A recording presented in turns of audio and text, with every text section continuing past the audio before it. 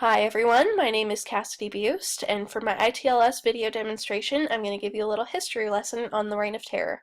So this is one of my favorite eras of the French Revolution, and I'm sure it is for everybody because of this right here, the guillotine.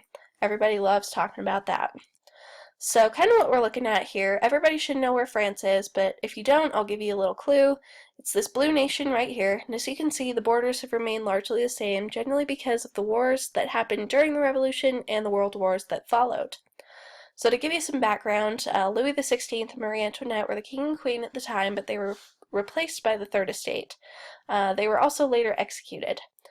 So right from the get-go, these revolutionaries faced opposition from the inside, from loyalists, and from neighboring European states. Marie Antoinette was actually Austrian, so you can imagine they were not thrilled when they found out that she was imprisoned and later executed. So in 1792, to make their nation appear more legitimate, the French Republic declared war on Austria and Prussia. And in 1793, the king was officially executed and all the power was delegated to the Committee of Public Safety.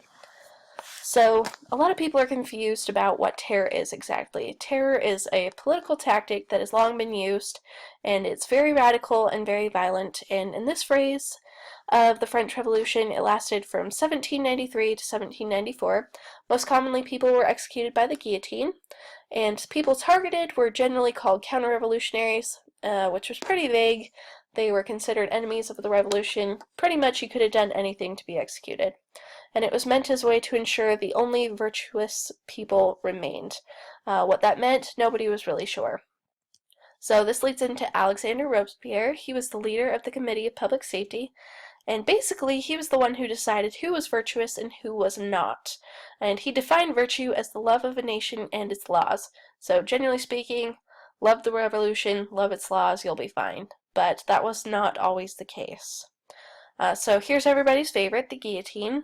The standard weight was 7 pounds 12 ounces for the blade, and you were very lucky if you got a sharp blade. With all the executions going on, blades typically were very dull, so it took 5 or 6 blade drops just to chop somebody's head off. Very bloody, not very fun, so you kind of wanted to be the first in line with the sharp blade if you were going to be executed. So the Law of 22 Prairial was something instituted under Robespierre. Generally speaking, it meant that you were supposed to snitch on your neighbor. It was your civic duty. If they were doing anything that could be seen as counter-revolutionary, they were to be reported and sent to the guillotine. It was extremely important because it intensified the terror and increased the amount of executions very rapidly. And this actually led to the fall of Robespierre because many people were opposed to it. There was too much death going on already. And it led to his fall on the 9th of Thermidor. So he was put on trial and executed. Thermidor is part of the revolutionary calendar, so it was actually July 28th, 1794, and his death put an end to the terror ultimately. These death tolls are actually pretty mild. Historians think that the number is much higher, but these are 40,000 confirmed, 16,000 died from the guillotine, and 24,000 are thought to have died from diseases in jail or summary executions.